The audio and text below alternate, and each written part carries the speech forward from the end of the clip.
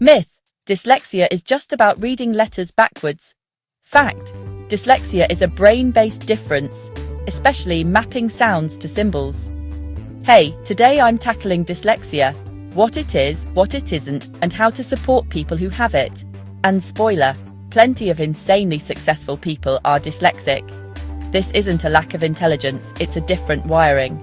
Myth: dyslexia means low IQ. Fact: dyslexia occurs across all intelligence levels. You can be brilliant and still find reading and spelling hard. Think of it like a computer with a powerful processor and a quirky keyboard. So what actually happens? Reading relies on connecting sounds to letters quickly and automatically. BAT. In dyslexia, that mapping takes more effort. Slow, effortful reading.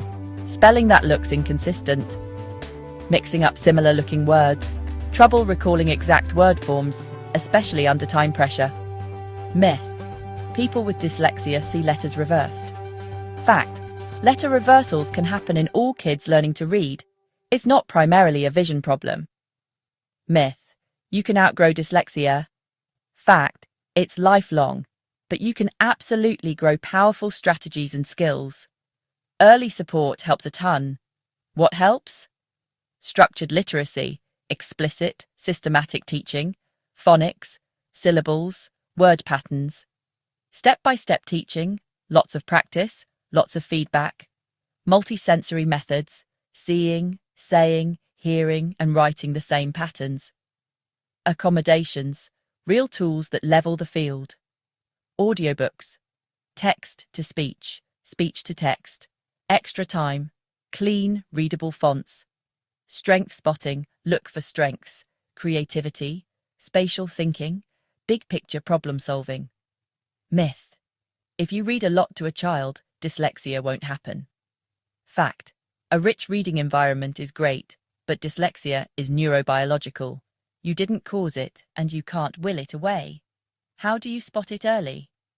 Trouble rhyming, confusing letter sounds, slow naming of colors or objects, mixing up left and right, family history.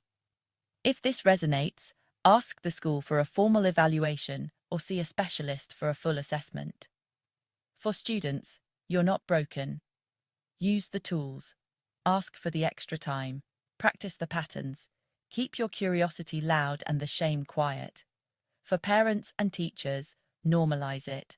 Different brain, different path. Teach explicitly and celebrate progress, not perfection. Model accommodations. If audiobooks help, that's reading. Full stop. Myth: dyslexia closes doors. Fact: with the right support, dyslexic learners open different doors, often to innovative solutions others don't see. Quick resources to explore after this: evidence-based literacy orgs, local dyslexia associations, and your school's special education team.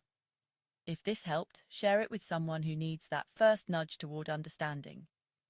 Different doesn't mean less, it just means different. And different can be powerful. Thanks for watching. You've got this.